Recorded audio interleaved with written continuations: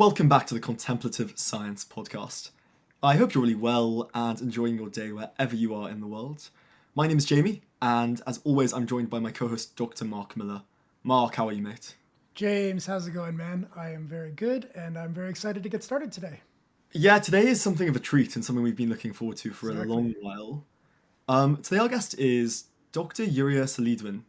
Yuria is a native of Indigenous Nahua and Maya descent, and her research lives on the intersection of Indigenous studies, cultural psychology, and contemplative science. Yuria, how are you?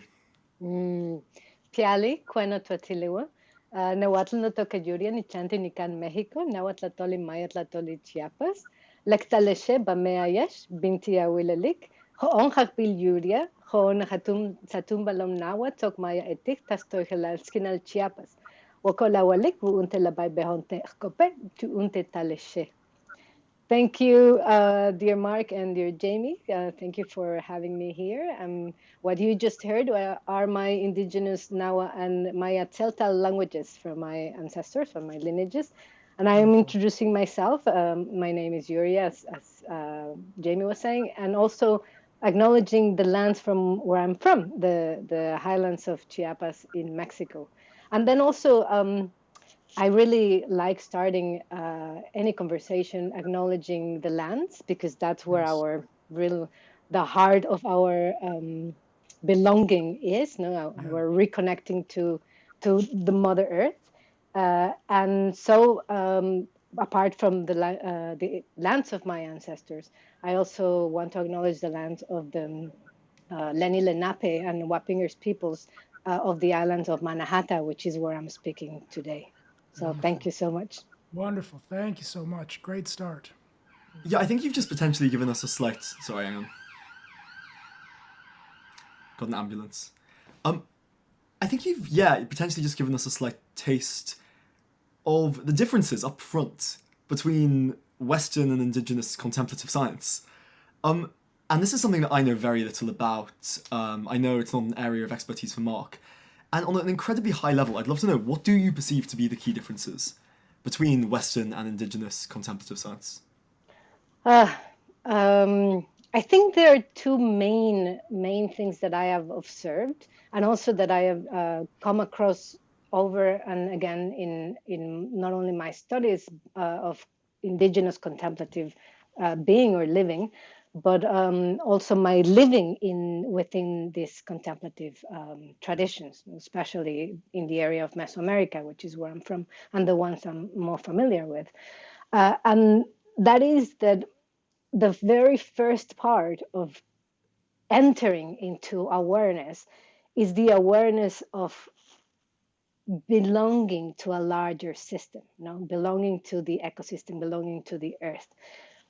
Most times, and this is something that I've been challenging, and I've kind of suggested that we need to change that paradigm, because in the contemplative field in the West, and please notice that I'm speaking about the translation of contemplative traditions from Eastern traditions into Western cultures, right?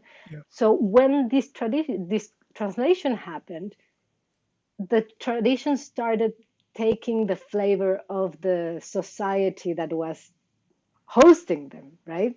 So and unfortunately, the Western world is profoundly immersed and maybe very unaware yet of the perpetuation of colonialist practices, not only in what science is, but also in all our ways that we relate to other humans, and definitely in the way that we relate to the whole ecosystem, to other than human beings, and then to the whole of the earth. Unfortunately, when we see the realities of the climate crisis, the climate emergency, then we realize that these relationships of utilitarianism, right, or like transactional relationships, which is what most of the time the West pushes forward, are what's creating these unsustainable ways of living, right? And when then these traditions coming to the West, they start getting these individualist ideas. Now, then these practices started becoming also utilitarian, right? It's like, oh, for my benefit, for my stress relief, for my better sleep, for my better concentration, for my even to the point of being part of raising the bottom line, right? Because it's now being used in corporations, and Exactly. and so then the flavor of the original source practices is lost. And what I'm bringing back is that within the indigenous traditions, and even more important now with the climate crisis, everything starts with the whole larger community, planetary community, right? When we start contemplative practices in any of these mindfulness movement traditions in the West, it starts with me, right? With self-awareness, self-regulation, and all of that, which of course is profoundly important. There are physiological reasons why that is important, right? Like it activates the vagus nerve, the parasympathetic nervous system. It's conducive to resting, reaching out, establishing better relationships. But it's the self, right? It's the individual. And I want to bring back that we are never really an individual. We are not atomized beings. We are not isolated beings.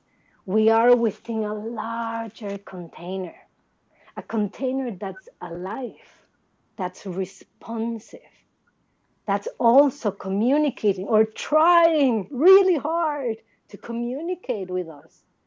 But because of the conditioning of cultural societies in the West, we have become so centered not only in our navel gazing, like in our, oh, me, but maybe our in group, which unfortunately most times are weird groups, Western educated, industrialized, rich and of democratic origin, right? Which is white, mid-class, privileged populations. So what indigenous wisdom brings back is, hey, no, we don't start with the self. We start with the container. We start with being connected, with being already part of a system. And then that creates, I allege, but also, like thousands of years of relating much better with our ecosystems and such, with, of course, trials and errors, but it's been demonstrated also that we as indigenous peoples have much better care for our ecosystems and our territories and our relationships with other than human beings, because we see them as kin, we see them as our relatives, right? So there again, there's this container already established. So before I'm even aware that I exist, the world exists. The world alive exists. And then, of course, within that sense of safety, with that sense of groundedness, of rootedness, that only a larger, greater Mother Earth could offer, with that generosity, with that abundance, then we can start letting go of that sense of survival, with that fight, flight, fight, or freeze response, and start reaching not only self-compassionate, but also start reaching to alleviate the suffering of others, and then create a society that's much more intentional. There's so much in there. I just want to pick that apart a little bit. In the '60s, you had this movement of the Eastern wisdom traditions becoming popularized in the West, and you had the equivalent NLP movement. And you basically have this idea of don't change the world, change yourself, right? Smart people change the world, wise people change themselves. That was the idea. Do you view that as a fairly utilitarian calculation? There's a good intention, right? But there also creates that sense again of separation, And then that hierarchical idea of like, then that narratives of exceptionalism, of like, oh, because I am awake or enlightened, then I can see while others still are in the process.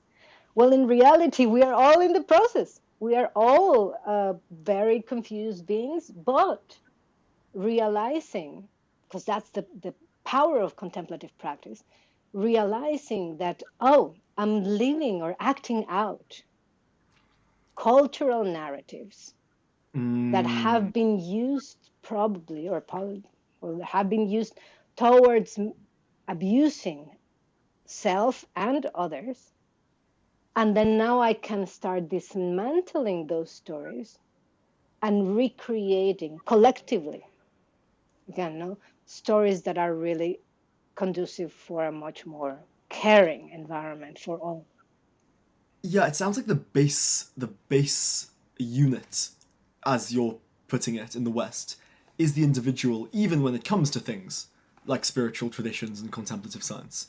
Whereas in Indigenous contemplative science, it sort of starts at the top. It starts with the wider community, and that ends up being the thing that you judge success on, right? Like, how are we doing with the environmental crisis? What are the big macro outcomes, as opposed to I am developing skills that you say are valuable, but nonetheless I could be inward looking with them. Is that kind of have I caught that? Yeah, and yes, Jamie, I think you got it right. Right in the point. It is about the container and the collective, right? Like how the collective helps creating awareness and responsibility for who we are, like what our role is or our part is, but also realizing that there's empowerment in self too. So it's not either or. They do come together. There, of course, is a place for the self, but a self that is intentional and aware, right? That's part of a system. So I believe it's like, oh, well, I think it's not the one individual and that changes themselves and that changes the world. I think the world changes the individual and then the individual as well changes the world. It's a constant communication, right? It's a constant impact. It's a constant change. The probably, I mean, there's so much that we can say, right? But in the West, there's this kind of fear of religiosity, right? In some liberal, perhaps, communities, right? So there's this trying to find their own autonomy or their own determination, right? And that's, of course, is also part of the indigenous perspective, you know, like, well, self-determination is what's the most important indigenous rights, but it's within a collective, right? The well-being that we're all looking for is the well-being of the larger container. You know? It's not just the well-being for myself or my in-group. Right? We're trying to dissolve those ideas of in-group, even starting to dissolve the idea that, oh, this is about human flourishing, because that's a constant also discourse nowadays, right, of the well-being or the wellness industry. It's not about human flourishing. There's no human flourishing, as indigenous traditions would say, without planetary flourishing, right? Like there cannot be wellness unless there's this possibility for thriving for all communities involved. One thing that I'm hearing so clearly and sounds so lovely about this starting for the path is that if the contemplative direction at some point in time is meant to dissolve some of our selfishness, and I think the contemplative traditions from anywhere around the world is going to eventually be about dissolving selfishness. How wonderful to start rather than you alone. And now you start dissolving selfishness, and then you might have a freak out because suddenly now there's less you, but there's nowhere else to stand. But rather to start as a whole ecosystem, so that when we start dissolving our selfishness, we can just relax. We can just relax back into the whole, rather than being completely alone and having to start thinking about kicking out the walls of who I am, because that can be very scary if all you know is, well, I'm sort of here alone as a little isolated container. But set within the culture, within a cultural perspective where you are part of a bigger whole, then I could imagine the project of reducing your selfishness would be a lot more ease filled. And I suspect it has been like that in other cultures around the world where we've extracted contemplative practices from, but I really hear it today with you, with your particular tradition.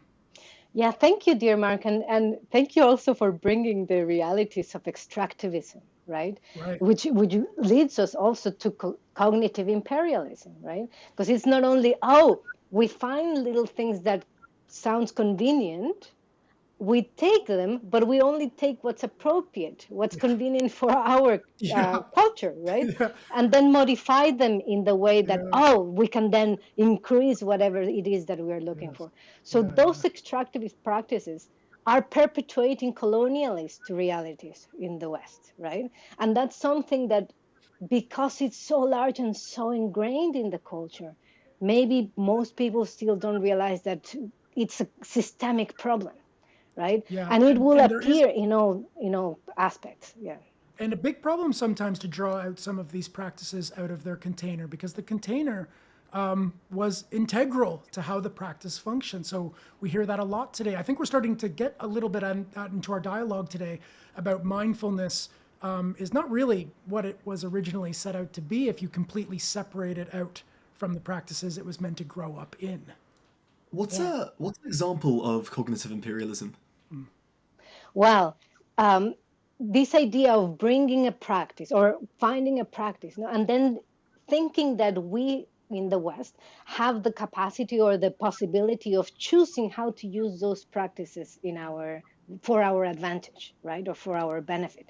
So in the end, it's like you are intellectualizing over these practices and then extracting them for the benefit of the new container, no, of the new society or the new part of it. But then you're again like using like those practices or those wisdom traditions as utilities, right? As only But could they not say you have a low-lying anxiety thing, and then you take a practice like mindfulness, which was certainly not designed for Westerners to get over an anxiety disorder, I accept, but you are extractionist in as far as you use it as an instrument to help you in a life in a world that's scary and difficult. That doesn't sound bad when I put it like that, but I'm interested to see where that fits in for you. uh, that's a great example, Jamie. Thank you for bringing that up, because what is anxiety but a sense of deep ingrained fear, right? Mm. Like something in the environment doesn't feel comfortable, like it's generating some kind of response, no reaction of uh, agitation. But once we start reconnecting with the environment itself, and then as I was saying, like the connection is first established, then the basis, the foundation is safety. Then you may be able to feel more comfortable reaching out, right? Understanding that maybe the environment is not that, but is what I'm creating of the environment, like the story that I'm creating of the environment. But it's important also to say that maybe not all environments are safe, especially not for people of color or people of the color majority, right? It hasn't been the case. So how do Mm. we generate these spaces of safety? Like one of the things that indigenous traditions bring is that reconnection to nature, right? And of course, by no means I'm saying like, oh, you go into the middle of a rainforest and it's a safe place. Of course not, right? Like it's filled with amazing challenges, but challenges nonetheless. But what I'm saying is that within that balance of challenge and possibility, there is a kind of dance, and then that's an embracing those possibilities of finding harmony between those, and understanding that that process or those cycles, of expansion and contraction or stress and relaxation are part of the whole system of life, which we are part. So if we start having this anxiety attack or panic attack, usually mindfulness works very well, right? It's like, observing the breath, and then the breath will calm down right away. And if we start with the container, it's like, well, the container is already, it's safe. There's no immediate threat, because panic attacks are usually responses from past trauma, or unfortunate experiences. But in the immediacy, there is no threat. And then I am connected into a safe place. There's already a space that's embracing me. Then I'm able to then feel safe from the ground. Like as Mark was saying, I'm not just isolated trying to find myself like self-regulating on my own, but there's already a support system that's helping to create that space that then one can find easier to get back into a state of balance, if I use that word. That's super interesting, because it frames using the practices out of context as an unideal instrument for resolving the underlying cause. But with that said, could that not be true at the same time as everything you've just said? Could it be true that using them in their correct container is ideal and actually resolves, in this case, the anxiety? But failing that, as you said, attention on the breath, has physiological calming effects. Could it be that there's a benefit even on the margin of that kind of thing plucked out of its original practice? But that's exactly what I was saying earlier. Like, they are not separated, right? Like, they cannot be separated. And the idea that, oh, then you can use it on my own and then I'm fine, is also a fallacy, because you are not really separated from whatever you're having in your immediacy, right? It's always interacting with both. It's always impacting. The environment impacts you, and then you're also impacting your environment, right? Like, one is also part of the creation of that anxiety state. But what could also be a regulator of that state, as with the environment that is around. So it's never really one or, right? And then again, with the context, right?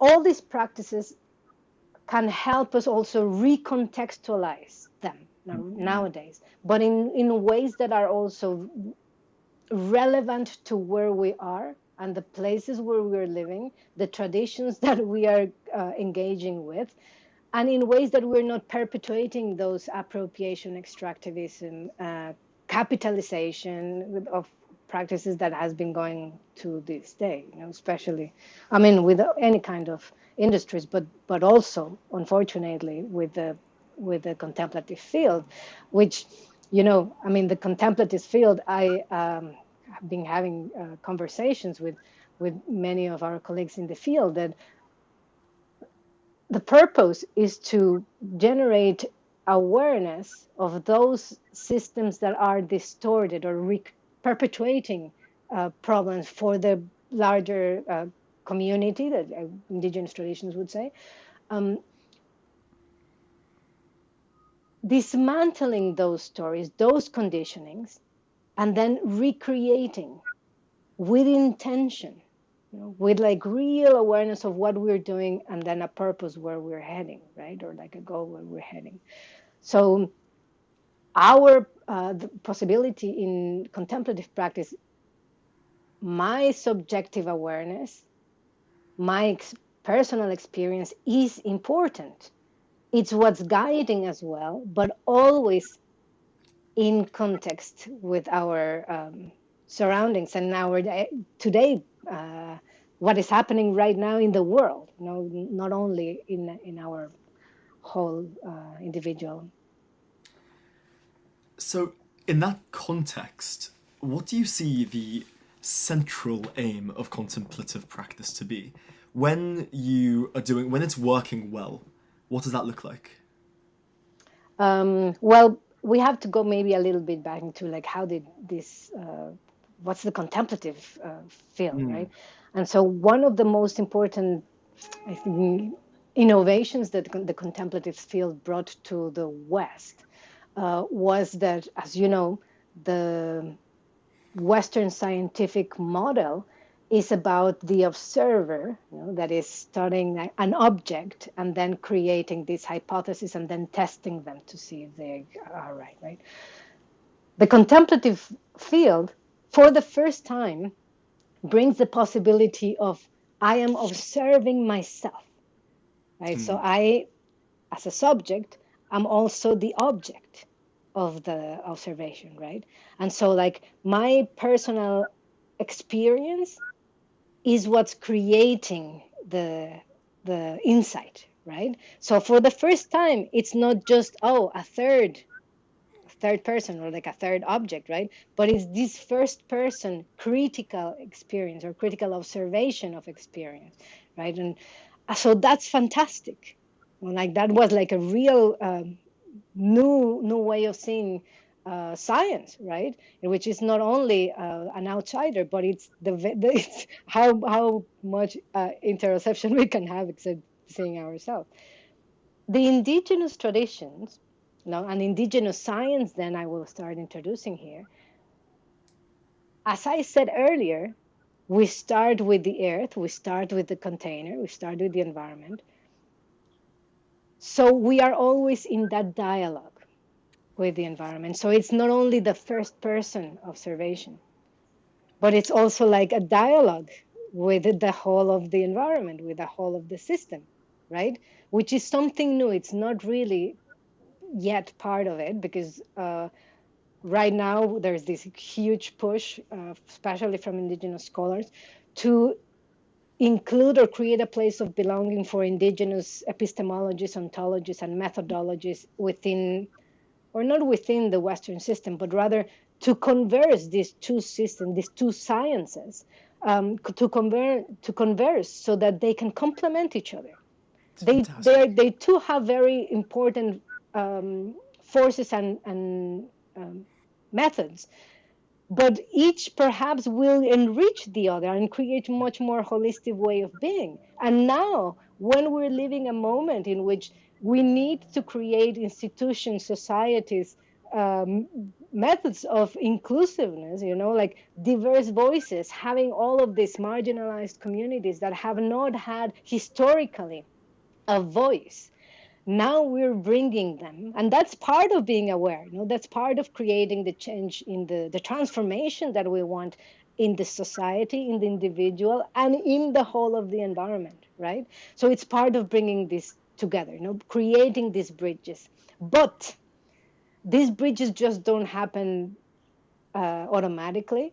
Before that bridging can happen, there has to be a long process of reparation. Well, reckoning first, the reckoning of the abuses that have happened to this moment, and then reparations to those communities that haven't had a voice. And then we create a place of belonging for all of this. So it's very complicated. It's not one person transforming, but it's we all as a collective, in conversation. How do we do this? How do we start? Where do we start? And bringing this change forward. Yeah, I'm fascinated. I love that because I'm fascinated by the idea of these different types of epistemologies, basically, and the ecological epistemology. The idea that there's a dialogue and we get feedback, effectively, from our environment is fascinating. And could you say a little bit more about the kind of what that dialogue actually looks like between us and our environment? Well, that's exactly where Indigenous contemplative practices come. I mean, it is about establishing and developing this awareness. Of course, in these whatever minutes that we are speaking will not happen, right? It's like sometimes I giggle when I converse with within Western systems, because there's this urge, this yearning of like, oh, we want the quick fix. No, we want the 1, 2, 3 practice. No, like 1, 2, 3 steps, and then okay, we are enlightened. But it's unfortunately not like that. I mean, just imagine we are here, Mark, you, Jamie, and I are planting seeds. And if you've ever planted a seed, how much it takes to tend for the seed, to nourish it, water it, have it enough sun and all of this, to then it starts sprouting, and not all the time sprouts, right? But so it's an day-to-day practice. Like it's not something that we'll just rationalize and have it intellectually understood, and then we can just internalize it no, it takes a long time. Part of my work, or my quest, let's say, part of my quest in the field is to be able to bring these kind of practices and bring them also as helpful as mindfulness practices have been for the individual. Now bring these practices from indigenous traditions, but to be of benefit for the whole of the earth. And being, of course, for the whole of Mother Earth means that it includes all other than human relatives, the human relatives, and we create in the whole kin-centric practices of care, right? Like it's centered in the kin, like in the lineage of beings, right? And then we start using those for that purpose, no? For recreating possibilities of flourishing for the whole of the planet. If you were to help somebody start encouraging some of these seeds, because I really hear that. It's not a simple thing to say just out loud. Maybe it's more complex than that. But what would you do to bring somebody to help somebody encourage those seeds in this sort of direction? What does that look like? Well, first of all, is to really start establishing communities, right? To reconnecting to your communities and start creating those concentric circles, no? Not only with your own family, because many times it's a joke within contemplative circles that, oh, you feel you're very enlightened, well, go spend Go home to one your weekend. family. Yes, right. So like, who are we kidding, no? If we bring all these intentions, but we are not even able to speak with our partner, or our neighbor, or Yeah. our colleague at work, right? But that's hard. It's hard. It's hard to deal with our community, you know. Of course.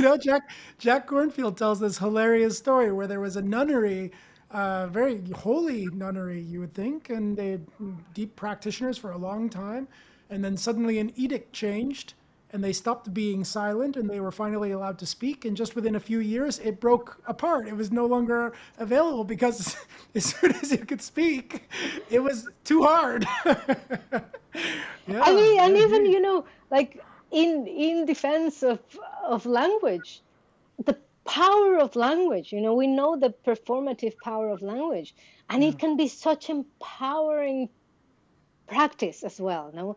Like we know how poets have this wizardry, this magic to really enhance inspiration to be better beings, with others. So we can use that language with, then again, intention, right? Intention yeah. for compassion, intention for kindness, intention for care. So that's really what we are looking for. So starting to cultivate that community, caring for that community, truly caring for that community, re-engaging again with communities, indigenous communities on all different parts of the world. There are 574 indigenous communities federally recognized in the US. There are around 5,000 indigenous communities in 90 countries in the world. 90, like 90, like that's more than half of the countries in the world, all over the place except in Europe, except Northern Europe that has the Sami peoples, but there are indigenous communities all over.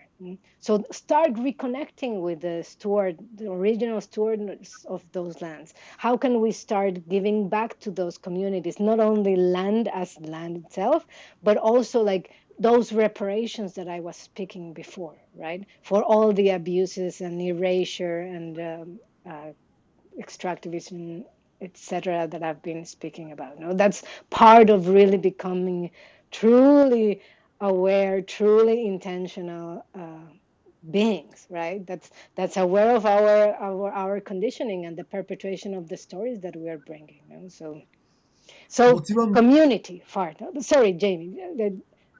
First, no like reconnect your community. Be Yeah, participant yeah, of the change in your community. That's essential. And then another part, because I'm speaking about the community of beings, yeah, but reconnect with natural environments around you. How are you caring for the environment? Like, that's also part of it. It's like we can't say we are mindful beings when we are still polluting our waters, polluting our food, etc., right? Like, all of that is part of becoming mindful, aware beings, communities.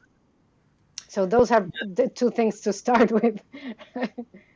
Yeah, but I mean, if you want to have a little bit more specifics, I'm in the process with my dear collaborator, Dr. Dakel Kellner at UC Berkeley. We're establishing these possibilities of bringing practices into the field. So I'm really pushing to bring voices of indigenous communities, indigenous traditions to the world, to be really having a place of belonging in not only in the field. I think we have huge nuggets of wisdom that can be really crucial in the crisis that we're living today. Not only the mental health crisis, but also the health epidemics, and of course the climate emergency.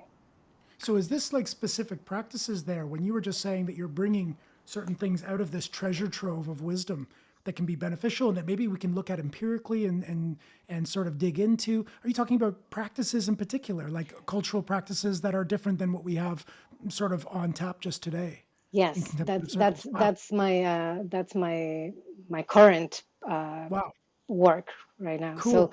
So please Is, be tune in because I'm yeah, really of course. I mean, I'm tuned bringing right in. Is there anything, is there anything like specific that you could share? Like, is there any one practice, just like one container that you're interested in sort of looking at more closely or bringing into the conversation more fully? um, I rather not get into a specific Oh, practice it's right now okay. because I really believe in deepening practices, not just Yeah. like 5-minute practices that Oh, yeah, yeah, yeah. the West is very used to, Mhm. but rather kind of like started pushing people into really learning to sit and be within a container and within a practice, Mm. which is what I will be offering later on with this project that I'm doing. But I would love to yes, to share with you maybe some point of reflection, some point of reflection that's grounded in this in this whole wisdom that I'm trying to poorly articulate with the language. I mean, English is not even my second language, so I'm No, trying. come on. But I No, would it's love great. to. I would love to do share something, and it's in my original Celtal Maya language, and then I will give the translation into English. Fantastic. Yeah. And it says, "Te kushineltike, te kushineltike, jak gijitke,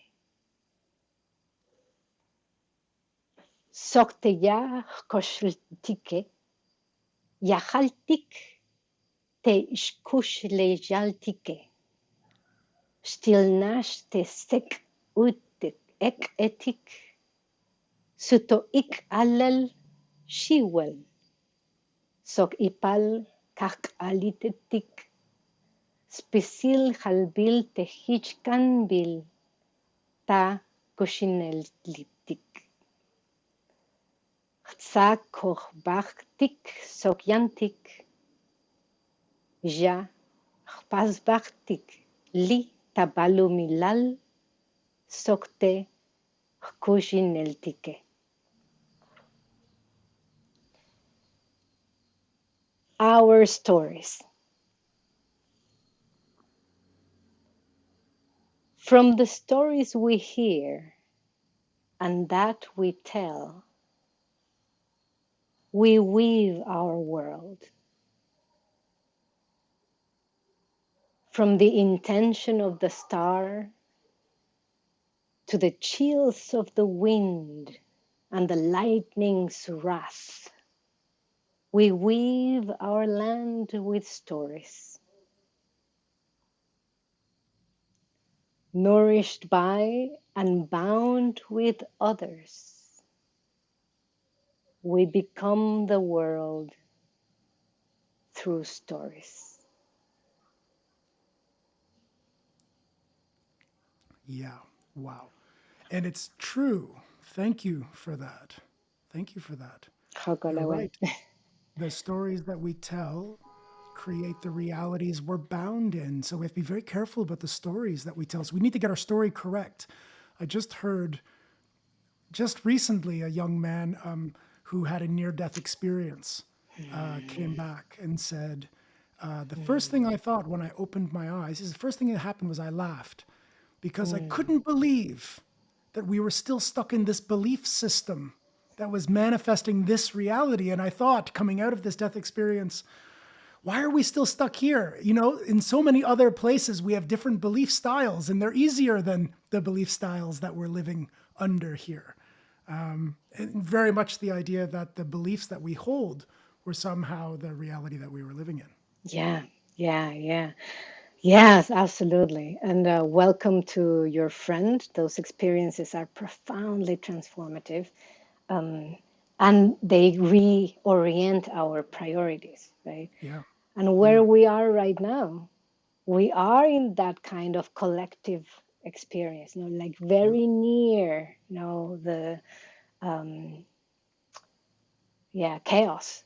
Yeah. But I would bring then the origin stories of many indigenous traditions, but in this case of the Maya traditions, the Quiche traditions, that said that the whole world started with a great nothingness where everything lay. Now, this darkness with all potentiality, but in a state of total disarray. And then it came a subtle move, a breath that started creating movement and order, and the skies were formed, and then the earth, and then the sun shone bright, and little by little, life started unfolding.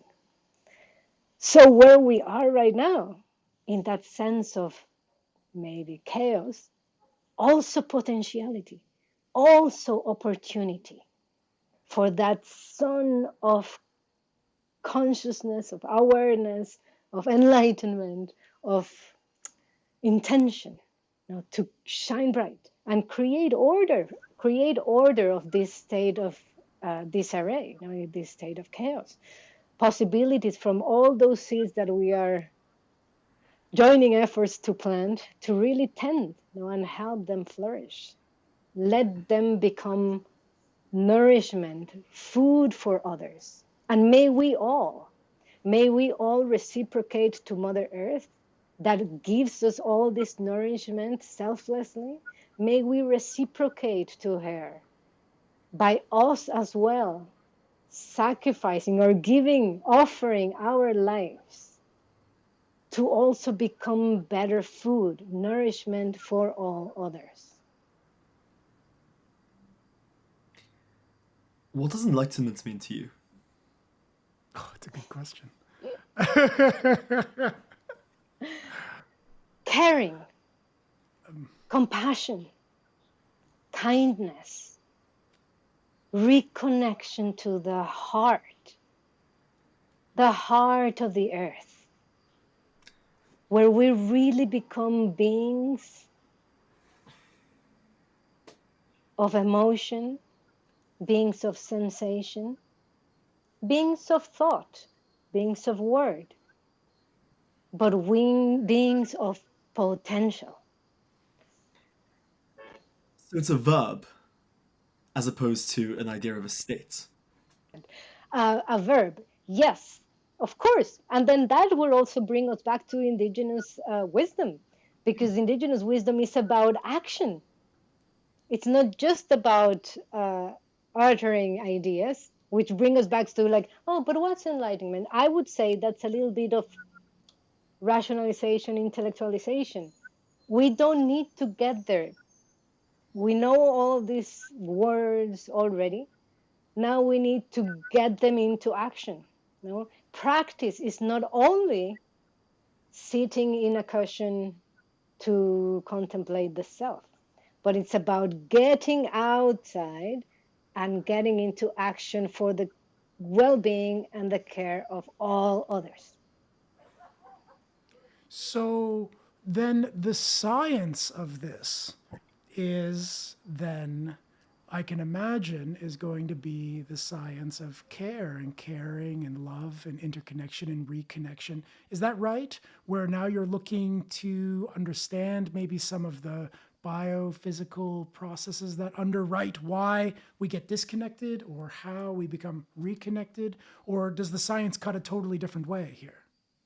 But then again, we go back to what I brought or introduced a little earlier about the two different sciences, right? Exactly. The Western science and indigenous science Right. coming together to enhance different possibilities, no, for a much more inclusive and holistic way of relating. That is not from an outside point of view, but that includes us and all others, right, into a much larger conversation. And then, of course, we use them to maybe escalate possibilities so that this brings well-being for the much larger communities, no, as I was saying earlier, but for the whole of the planet. No, not only for privileged populations that have access to the tools, but rather really bringing them into the health of the planet.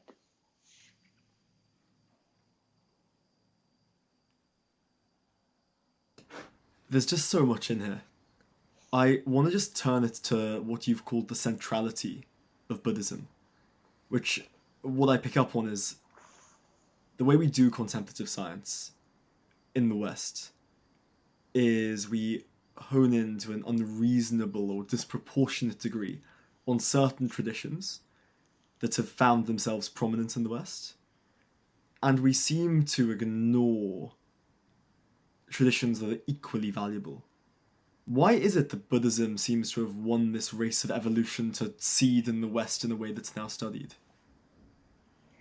Well, there are reasons, Jamie, but I would be careful to using maybe the words like ignore, no, like it's intentional. I don't think it is intentional. I think it's rather maybe maybe a missing part of a very developing new field. You know, I am glad very much that the greatest wisdoms of Eastern traditions, not only of Buddhism, and let's remember, of course, that in the greater Buddhist tradition, there's different kinds of different Buddhisms, you know, and practices and all, but that it spread, right? Because there is this possibility that now we are having this conversation, even, right?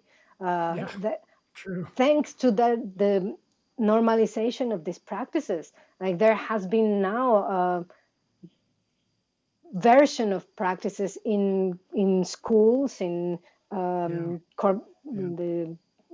workplaces, and etc. Sure, they need to be reoriented and carefully guided and all of that, but it's happening, right? It's happening. So part of what we are trying to do in advancing the field is precisely noticing where things have not gone probably the way that ideally we would like, in the way that we want to create a new world, and start moving towards there, right?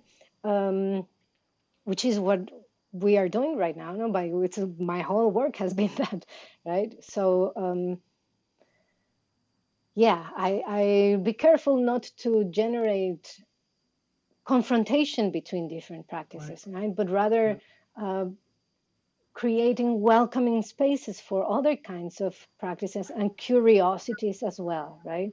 And I think it's important, also let me mention that so many of the practices that now the mindfulness movement uses that, yes, come mainly from Tibetan Buddhist traditions, many from Theravada traditions as well, but are many, if not a large majority, not referenced, no, and not acknowledged from them. And it's important that we do. And part of also my being careful with practices from indigenous traditions is I want to be uh, very sure that these practices and the source traditions, are acknowledged and also are given back, right? That we are not only sharing the benefits, but we are also returning in many ways the ways that we can serve those communities as well, right? Because well, I mean, I'm gonna start being political, but part of the cognitive imperialist and part of the extractivist capitalization and all etc. of all of these practices is now they become available, but for this white privileged population, and then the source traditions don't yet have access now to their own teachers because they are now catering the West, right? So we don't want that, right? That's a kind of utilitarian way of being that we don't want to encourage, right? So those are the kinds of things that we need to like, hey, there's a good intention in the field, but we need to do it adequately. We need to do it respectfully. We need to do it ethically. We need to do it in a way that is truly, aware, conscious, contemplative. Yuria, where can everyone find you?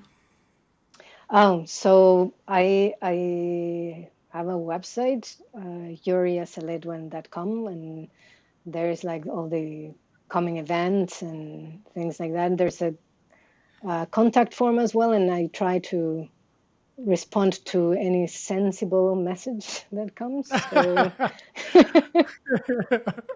I'm just saying. So yeah, over there. Well, Yuria, it's such a privilege to be able to have this conversation with you. Yeah. Thank you So so thank you. much, Jamie and Mark. It's very Yeah. lovely No, to it was converse. fantastic. Thank you for your time. We really Yeah, appreciate it. and it's this in these spaces, these conversations in which really through action we start forging trust, right? And Yeah. it's a long process, but we are starting to create the grounds, the fertile grounds in which we can plant carefully those seeds of care. So much of what we talked about today was about setting up these spaces where we could be communicating, where we could be sharing, where we could be planting together. And I just think it's beautiful that this podcast turned out to be one of those spaces where we got to have multiple voices speaking to each other, with each other, and starting to lay down some more complex, fertile soil for these good seeds. So I receive it, and thank you so much. Hokola gamal, tlaso kamati, gracias, and thank you. Thank you. You're very welcome. Well, that was the Contemplative Science podcast. I hope you enjoyed that wherever you are in the world. And as always, we'll be back next week.